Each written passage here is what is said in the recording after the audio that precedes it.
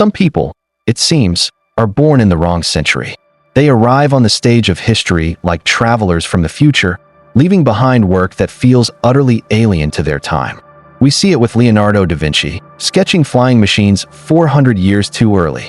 We see it with Nikola Tesla, who truly seemed to speak the language of electricity. We see it with the mathematician Ramanujan, who plucked earth-shattering equations from his dreams. We call them geniuses, and we accept their brilliance as a rare and dazzling quirk of human potential. But what happens when that same, impossible spark of genius doesn't appear in a celebrated male inventor, but in a 12th century nun locked away from the world? What happens when her mind produces not just profound theological writing, but avant-garde musical compositions that still sound modern today, detailed scientific manuals, and medical remedies that were centuries ahead of their time? And what if she swore that all of it, every last note, every single cure, every cosmic vision, was beamed directly into her mind by God? Welcome to Chronicles of Old Tales. Today we explore the story of Hildegard of Bingen, a woman who became a saint, a celebrated polymath, and a feared advisor to emperors and popes. She was a beacon of searing light in what we condescendingly call the Dark Ages. But the true source of that light remains one of history's most profound and provocative mysteries. In an age where women were told their place was in the shadows, where their voices were meant to be silent, one nun became a celebrated composer, a pioneering scientist, a doctor, and a trusted, and often feared, advisor to the most powerful men in Europe. Her name was Hildegard of Bingen, and she claimed the source of her incredible, world-changing knowledge was a secret she held sacred, direct, overwhelming visions from God. But was Hildegard a true miracle, a vessel for divine wisdom? Or was she something far more dangerous, and perhaps even more brilliant? A master strategist who discovered the one secret that could grant a woman ultimate power in a man's world. A voice that nobody, not even the Pope, could dare to question? To even begin to grasp the sheer, staggering scale of Hildegard's life, you first have to understand the world she was born into in 1098. Forget our modern ideas of social mobility and self-determination. The 12th century was a world built like a fortress, rigidly defined by a hierarchy that was believed to be divinely ordered. You had God at the very top, of course. Then came the Pope, then emperors and kings, then lords and knights, then the vast sea of peasants. And on nearly every single rung of this great ladder of existence, men were placed firmly, unshakably, above women. A woman's identity wasn't her own. It was defined entirely by her relationship to a man. She was a daughter, then a wife, then a widow. Her world was the home. Her purpose, especially for a girl from a noble family like Hildegard's, was brutally pragmatic: to be a pawn in the game of alliances, married off to seal a treaty or a land deal. And most importantly, her biological purpose was to bear sons to carry on a man's name. The life of the mind. That was a men's-only club. Literacy itself was a prized skill, but for a woman to be truly learned was often seen as unnatural, a waste of time, or worse, a genuine danger. The great universities that were just starting to bubble up in places like Bologna, Paris, and Oxford were built by men, for men.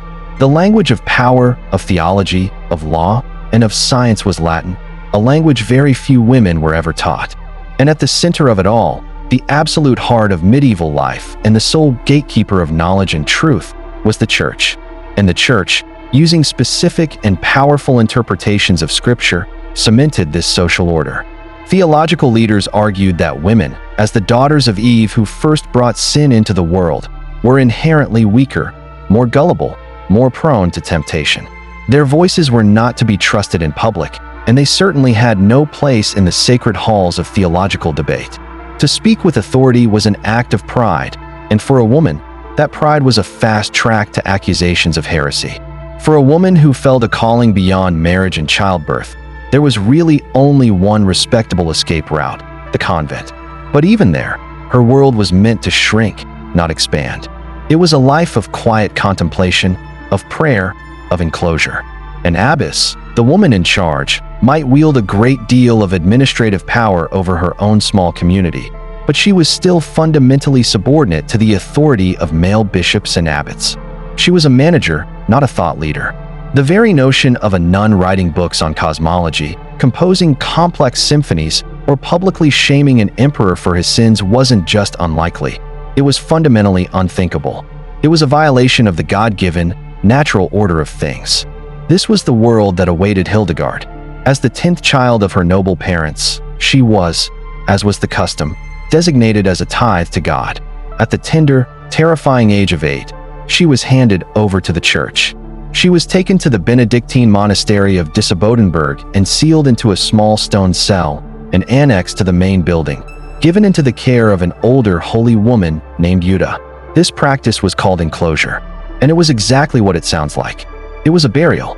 For all intents and purposes, her public life was over before it began. Her voice, like the voices of countless women before her, was supposed to be silenced forever. But from inside that cold stone cell, something extraordinary, something impossible, was beginning to stir. A mind that refused to be contained. A voice that would, against every odd, find a way to echo through the centuries. The cage they built for her would, in a twist of profound irony, become the very crucible that forged her genius. And that forces us to ask the central question: how? How did this woman, in this time, in this place, not only break, but utterly shatter every single barrier placed in her path? Did God really choose to speak to her? Or did she, out of sheer intellectual desperation, learn to speak in a language that the world had no choice but to believe was the voice of God? Before we even touch the visions, the mysticism, and the divine revelations, we have to grapple with the cold, hard, tangible evidence of Hildegard's intellect.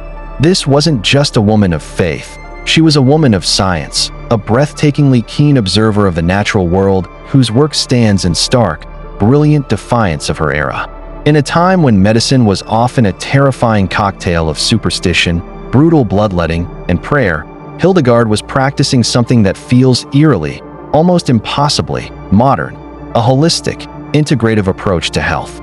She wrote 2 colossal scientific works, the Physica Causae et Curae, * the causes and cures of disease *. And let's be clear, these were not just simple lists of old folk remedies. They were encyclopedic volumes, meticulously detailing the medicinal properties of hundreds of plants, trees, birds, animals, and stones. She wasn't just copying down existing knowledge. She was observing, she was categorizing, and she was creating her own theoretical framework. Her work was built on the classical humoral theory, the ancient Greek idea of balancing the body's 4 fluids of blood, phlegm, yellow bile, and black bile, but she expanded it with a concept that was uniquely, beautifully her own. She called it viriditas. Viriditas, in Latin, literally means greenness. But for Hildegard, it was so much more than just a color. It was the divine life force of nature, the spiritual and physical power that causes things to grow, to flourish, and to heal. She saw this greening power in the moist, vibrant vitality of a healthy plant, in the vigor of a strong body, and in the flourishing of a righteous soul. Disease, then, in her revolutionary framework, was a state of viriditas or dryness, a withering, a lack of this essential greening power, a blockage in the flow of life. This wasn't just pretty poetry, it was a sophisticated diagnostic tool. To heal a person, you had to restore their viriditas.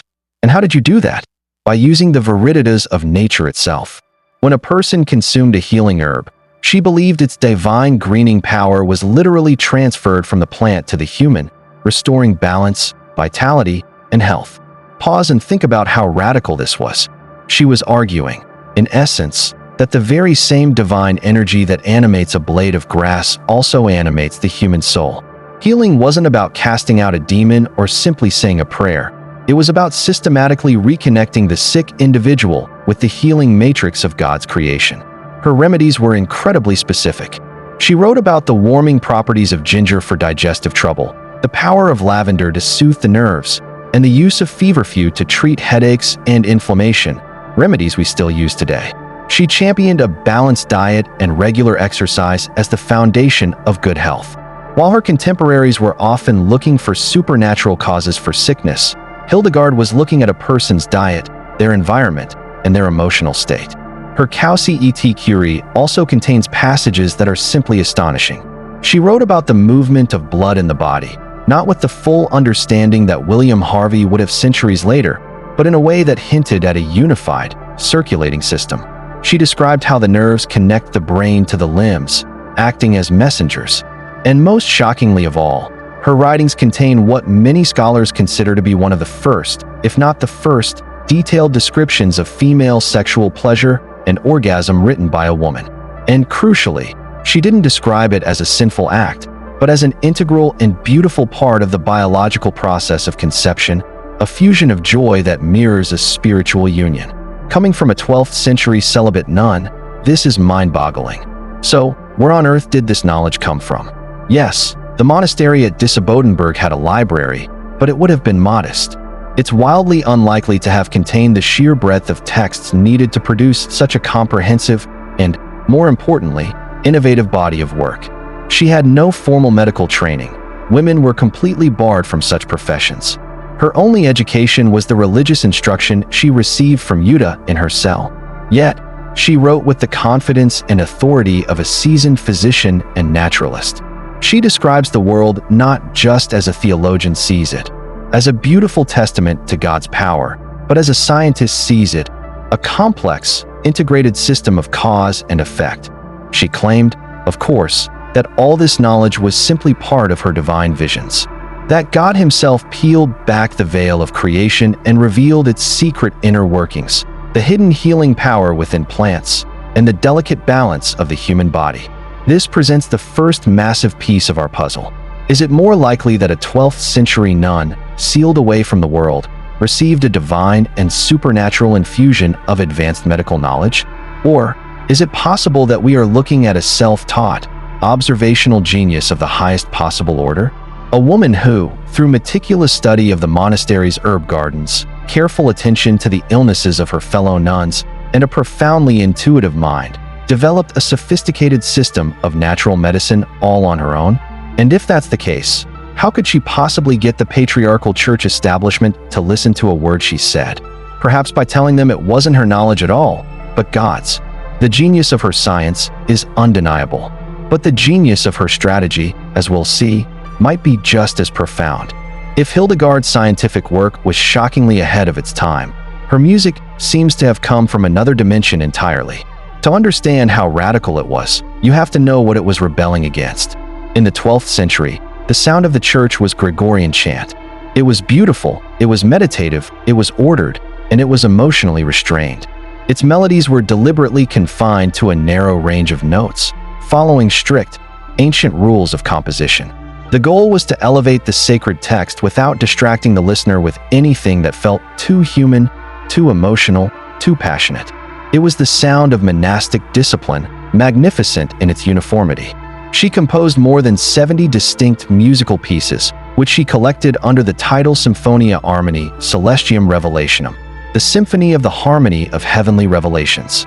For a single, named composer in the Middle Ages, this is one of the largest surviving bodies of work. More than that, she is one of the only composers from that entire era who wrote both the music and the poetic, visionary texts. Listening to her music, even today, is a startling experience. Where Gregorian chant is placid and horizontal, Hildegard's melodies soar.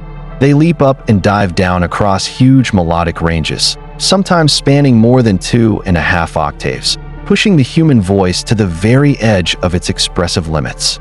This was practically unheard of. It was virtuosic. It was dramatic. It was intensely, unapologetically emotional. Her compositions are famous for their use of melismas, where a single syllable of text is stretched out over a long, flowing cascade of notes. While melismas were used in chant, Hildegard employed them with an artistic freedom that was breathtakingly new and personal. Her music doesn't just carry the words, it actively interprets them. The melodies climb in soaring ecstasy when the text speaks of celestial joy, and they dip into haunting, somber tones when lamenting human sin or frailty. She was connecting the sound of the music directly to the human feeling of the text in a way that was far more personal and expressive than the standardized chant of her day. Her most famous work is the Ordo Virtutum, or Play of the Virtues. Composed around 1151, it is the earliest known surviving morality play set entirely to original music by a named author. making it a clear forerunner to the entire genre of opera. It's a full-length musical drama with a cast of characters, the human soul, and 16 virtues like humility, chastity, and mercy, who all sing their parts in these incredible, soaring melodies. The only character who doesn't sing is the devil. His lines are spoken, or more accurately, shouted and barked. Hildegard's theological point was as brilliant as it was profound. The devil, being exiled from God, is incapable of creating harmony. He cannot make divine music. The play is a cosmic battle for the human soul, told not through a dry sermon, but through a dynamic, emotional, and musically stunning performance, likely acted out and sung by the nuns of her own convent. Can you imagine seeing this in the 1150s? It would have been a sensory and emotional explosion. The drama, the soaring vocals, the personification of virtues. It was a form of religious expression that was utterly new. In Paris, the musical capital of Europe, the most advanced composers were just beginning their first experiments with polyphony, weaving multiple melodic lines together.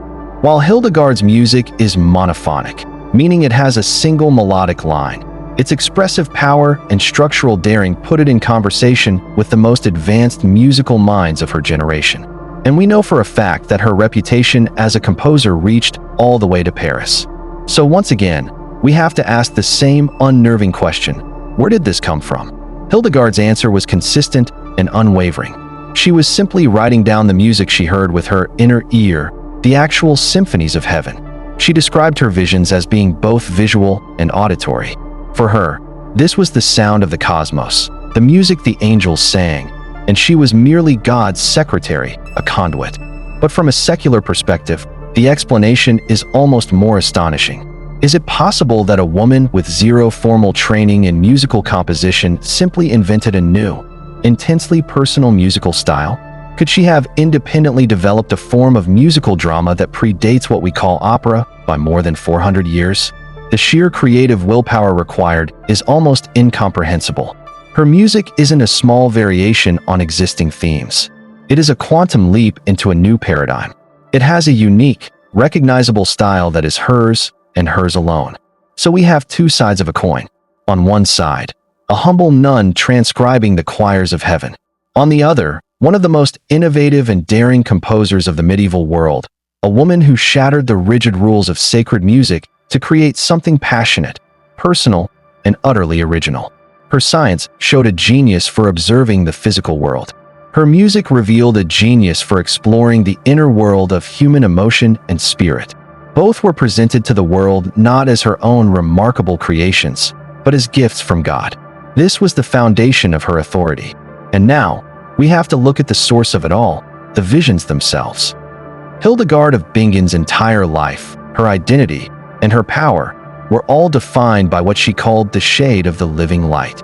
This was her name for the visions she claimed to have experienced since she was just 3 years old. But it was in the year 1141, when she was 42, that she received a divine command that changed the course of her life and, in some ways, of history. As she wrote in the preface to her first great visionary work, Civius, the heavens were opened and a blinding light of exceptional brilliance flowed through my entire brain.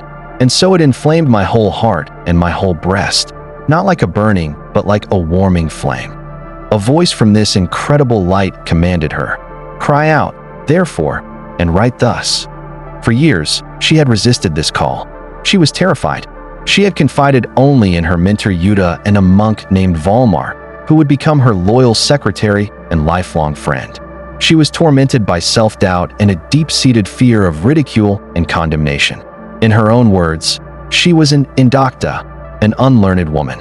Who was she to speak on the profound mysteries of God? She fell gravely ill, an illness she was convinced was God's punishment for her hesitation. Finally, broken and desperate, she relented. With Volmar painstakingly taking down her words, she began the decade-long process of documenting her visions. The result was the book Civius, a shortened form of the Latin Sive Vias Domini, which means know the ways of the Lord. Her visions were cosmic in scale. She described the universe as a cosmic egg, a layered, ovoid structure with the earth at its center, all held in a delicate, pulsating balance by the power of God. She saw the church as the beautiful bride of Christ. She depicted the eternal struggle between good and evil, with human souls caught between the temptations of a grotesque, chained devil and the beckoning light of the virtues. The book is a theological masterpiece, but it communicates through powerful, cinematic images, not dry, academic arguments. The original manuscripts were accompanied by stunning illuminations, miniature paintings that bring her symbolic world to life with vibrant, otherworldly color. She saw the Trinity not as an abstract doctrine to be debated, but as a single, blinding light containing a sapphire figure of a man. She explored the profound concept of the microcosm and the macrocosm, the idea that every human being is a reflection of the entire universe, and that the universe, in turn, lives within each of us. It's a philosophy of deep, radical interconnectedness, where every part of creation, from the smallest herb on the ground to the most distant star, is part of one divine symphony. But what were these visions, really? This is where the mystery deepens. Modern neurologists and historians have proposed compelling medical explanations. Given her detailed descriptions of a blinding light, shimmering, moving stars, and geometric, fortress-like patterns, some have theorized that Hildegard suffered from severe migraines, specifically a condition involving what's called a scintillating scotoma, which can produce precisely these kinds of visual phenomena. Her frequent, debilitating illnesses, which often coincided with periods of intense visionary activity, could also be seen as evidence of a chronic neurological condition. This theory provides a potential physiological how for her experiences, framing them not as supernatural events, but as a product of her own unique brain chemistry. And yet, while that explanation is plausible, it feels radically incomplete to many scholars. It might explain the flashing lights, the raw sensory data of the visions, but it doesn't explain the content. It doesn't come close to accounting for the incredible coherence, the theological depth, and the intricate, systematic nature of what she produced. A migraine might produce auras and light shows, but does it produce a fully formed theological system? Does it compose 70-plus original musical works? Does it dictate encyclopedias of natural science? This brings us to the other, more controversial possibility, that the visions were a conscious, strategic choice, a narrative device, a weapon. In the 12th century, a woman had no public voice. She could not just stand up and offer her own theological opinions, her scientific theories, or her musical creations to the world. To do so would have been an act of unforgivable pride. She would have been dismissed, silenced, or far worse, accused of heresy. But there was one loophole, one narrow, dangerous path to authority that was, in theory, open to women, the path of the prophet. If a woman was not speaking her own words, but the words of God Almighty, then it wasn't she who was being audacious. It was God who was choosing to speak through her. To question her would be to question God himself. So was Hildegard a true mystic who just happened to be a world-class genius? Or was she a genius who understood that the only way to be heard in her world was to become a mystic? The two are not mutually exclusive. It's possible she genuinely experienced neurological events, which her profoundly religious mind interpreted as divine visions. And it's possible she then, consciously or unconsciously, cultivated and shaped this experience into an unassailable source of authority. She constantly referred to herself in public as a paupercula forma, a poor little female form, always emphasizing her weakness and her status as a mere instrument of God.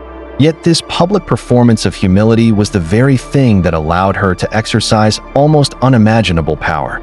It was the perfect strategy, and as we're about to see, she wielded this divinely sanctioned power with the skill and ruthlessness of a master politician. Hildegard's public persona as the humble visionary gave her a shield, but she also learned to use it as a sword. Armed with the unassailable authority of God's direct word, this supposedly frail and unlearned nun became one of the most outspoken and politically engaged figures of her generation.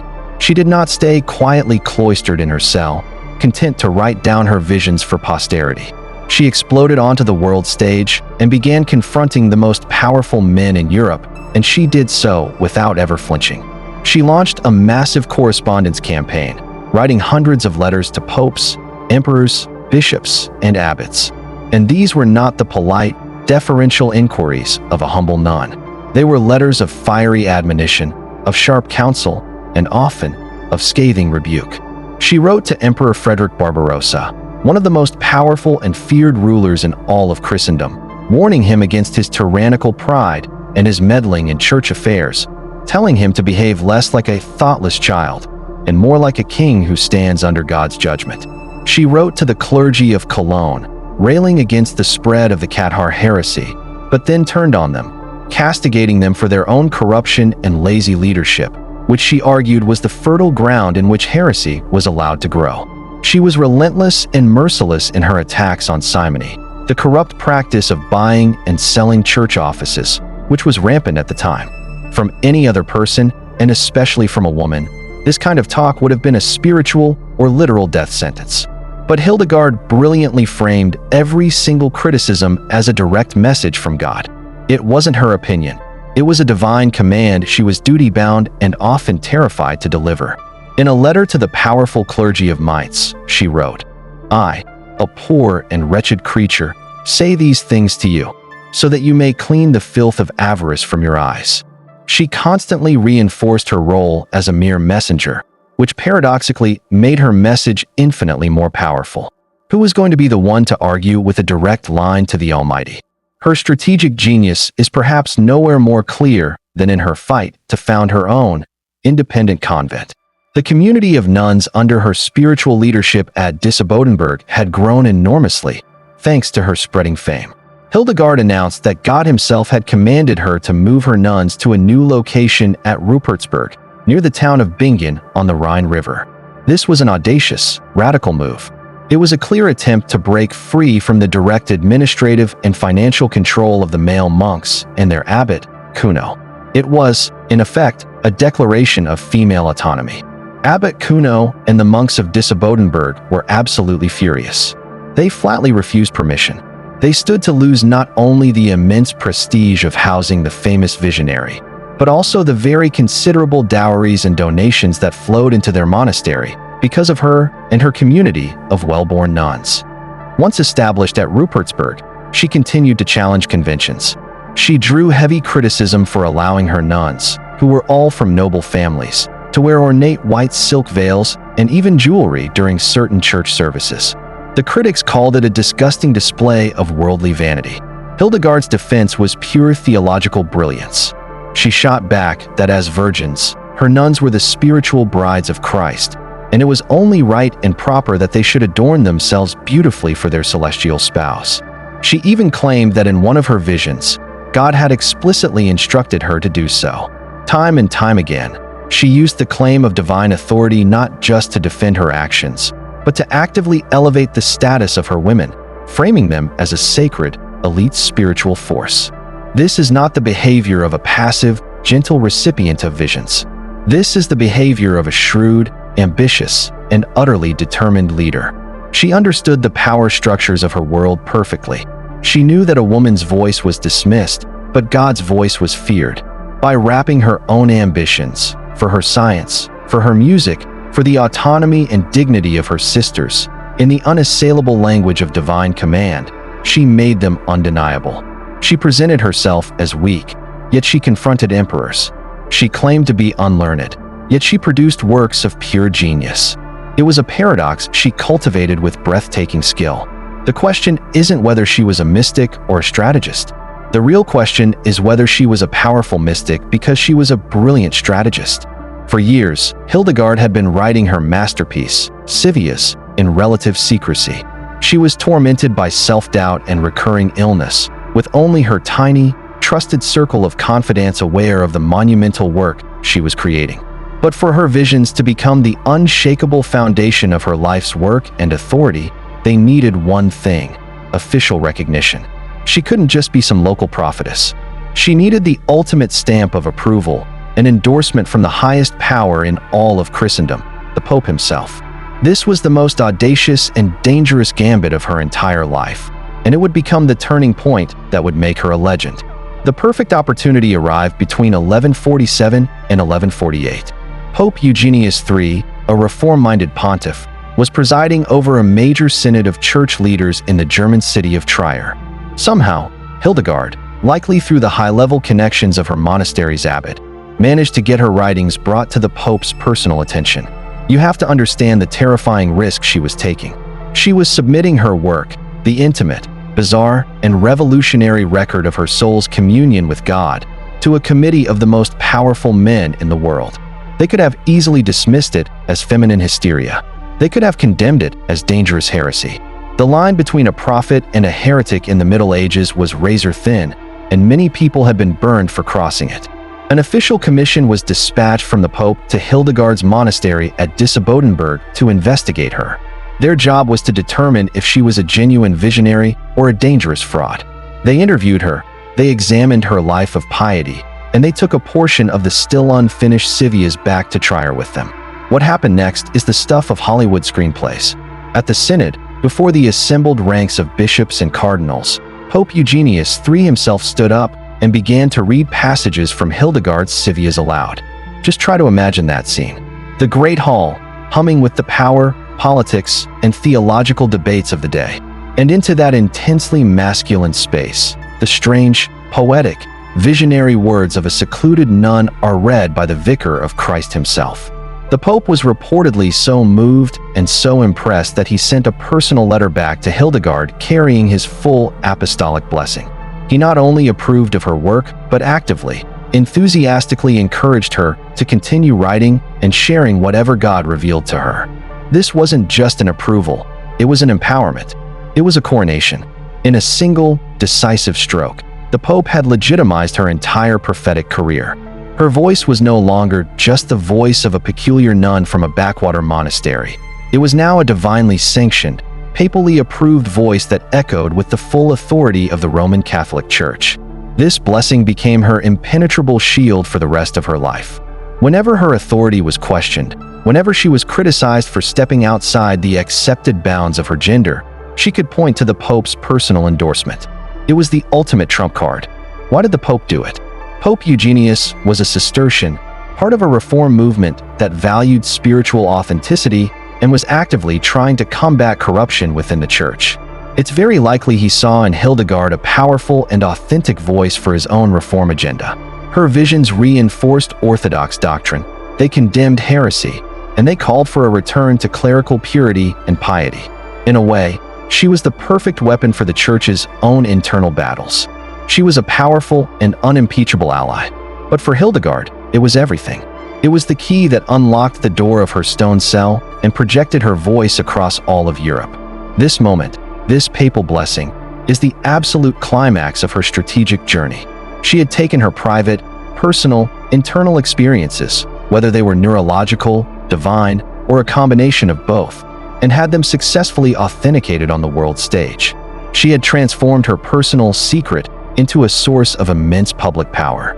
From this point on, Hildegard of Bingen was no longer just a nun who had visions. She was the Sibyl of the Rhine, a recognized prophet of the Church whose counsel would be sought by the powerful and whose words would be preserved for eternity. Hildegard's story forces us to look hard at our own assumptions about genius, faith, strategy, and power. Her mind-blowing achievements in science and art are a matter of historical record, but the true source of her authority remains one of history's most delicious and compelling mysteries. So what do you think is the more compelling explanation for this woman's incredible life? Was she a true mystic, a conduit for divine knowledge from a source beyond our world? Or was she a transcendent genius, a brilliant strategist who masterfully used the language of faith to make herself heard? Let us know your theory in the comments below. We read all of them. And if you're finding this investigation into the mysteries of the past as fascinating as we do, please take a moment to subscribe to Chronicles of Old Tales and hit that notification bell so you don't miss our future explorations. The papal blessing cemented Hildegard's authority, but it certainly didn't mean her life became easy. In fact, her final years were marked by her most dramatic and defiant conflict, a battle that proved she was nobody's puppet. Not even the church hierarchy she had so brilliantly learned to navigate. The final showdown took place in 1178. Hildegard was 80 years old. A local nobleman who had been excommunicated by the church died. Crucially, however, before his death, he had repented and been formally reconciled with the church, receiving his last rites. Hildegard, believing him to have died in a state of grace, allowed him to be buried in the holy ground of her monastery's cemetery at Rupertsberg. When the ecclesiastical authorities in the city of Mainz heard about it, they heard only one part of the story, that an excommunicated man was buried in consecrated ground. They were outraged. They fired off an order to Hildegard, exhumed the body immediately, and cast it out. This was a direct, unambiguous command from her superiors. A normal abbess would have had absolutely no choice but to obey. But Hildegard was not a normal abbess. She refused, point blank. She claimed she had received a fresh vision from God forbidding her from disturbing the man's grave, declaring that to do so would be a grave sin against the sacraments he had rightfully received. And then, to prevent the authorities from simply sending their own men to do the job, she went out to the cemetery and personally obliterated any sign of the grave, removing the cross and leveling the ground so it couldn't be found. The prelates of Mainz were incensed at this blatant, shocking disobedience. They retaliated with the heaviest weapon they had short of excommunication. They placed her entire convent under an interdict. This was a spiritually devastating punishment. It meant the nuns were forbidden from receiving communion, from celebrating Mass, and, most crushingly for Hildegard, from singing the divine office. The daily liturgy of song and prayer that was the very heart of their spiritual life and her creative soul was silenced. Yet, even at 80 years old, frail and facing down the full might of the regional church, Hildegard did not back down. For months, she and her community endured the crushing silence of the interdict. She wrote furious letters, pleading her case. She didn't just argue the legal facts of the man's reconciliation. She argued from a place of higher, divine law. In one of her most famous and powerful letters, she wrote to the prelates, warning them that by silencing the praise of God on earth, they were risking their own place in the heavenly choir, threatening them with an eternity spent in the place of no music. It was a poetic and terrifying threat. Finally, by appealing to a higher authority and producing witnesses to the man's repentance, the interdict was lifted. Hildegard had won. She died just a few months later, her voice and the voices of her sisters triumphantly restored. This final battle perfectly encapsulates her incredible legacy. She was a woman who worked within the rigid structures of the church, yet she was never, ever contained by them. She masterfully used the church's own language, of visions, of divine command, of spiritual authority, to challenge its earthly power whenever she believed it was morally wrong. She was at once a loyal servant of the church and its most fearless and effective critic. Her legacy today is as multifaceted as her life. Her scientific works were copied and studied for centuries after her death. Her music, after being largely forgotten for a long time, was rediscovered in the 20th century and is now celebrated and performed in concert halls worldwide for its unique, haunting, and otherworldly beauty. But perhaps her greatest legacy is the simple, stubborn fact of her existence. In a world meticulously designed to render women invisible and silent, she became a towering figure of intellectual and spiritual authority. She founded not one, but two thriving female monasteries. She went on 4 public preaching tours, speaking to huge, mixed audiences of clergy and laity, a role almost completely unheard of for a woman.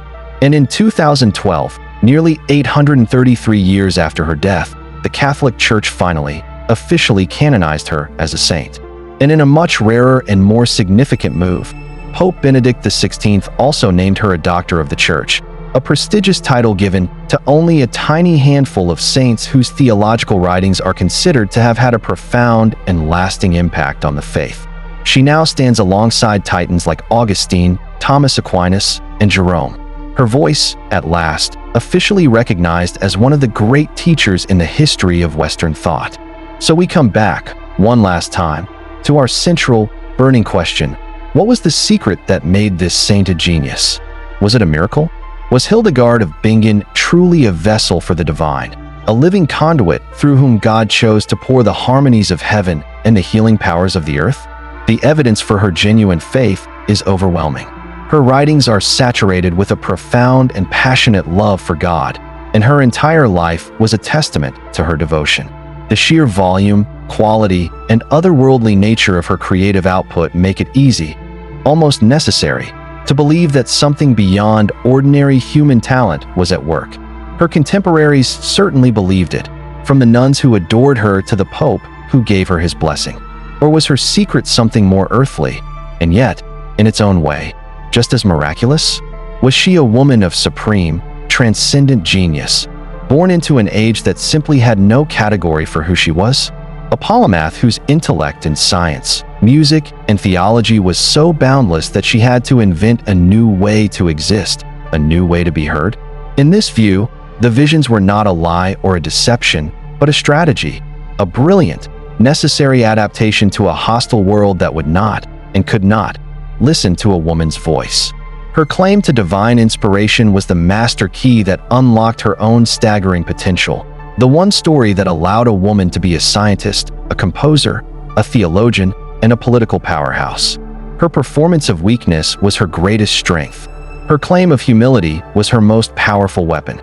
Perhaps, in the end, the two explanations aren't really in conflict at all. Both tell the story of an extraordinary power flowing through an individual. One calls that power God, the other calls it genius. Maybe the truth lies in the mysterious space between those two words. Hildegard herself saw the divine force of viriditas, the greening power, flowing through all of creation, giving life and vitality to both the body and the soul. And maybe her life was the ultimate expression of that very principle. She was a mind so fertile, so overflowing with this greening power, that she broke through the dry, barren, stony soil of the 12th century and blossomed in the most spectacular and unexpected way imaginable. The enduring power of Hildegard's story is that it refuses to give us a simple answer. It forces us to confront the remarkable, resilient capacity of the human spirit to find a way, to create a voice for itself even in the most oppressive and silent of worlds. Hildegard of Bingen remains a figure of sublime and brilliant ambiguity, a saint and a strategist, a mystic and a scientist, a humble nun who brought emperors to heel. Her secret, whatever it was, made her one of the most unforgettable figures in all of history, and her voice, once she found it, could never again be silenced.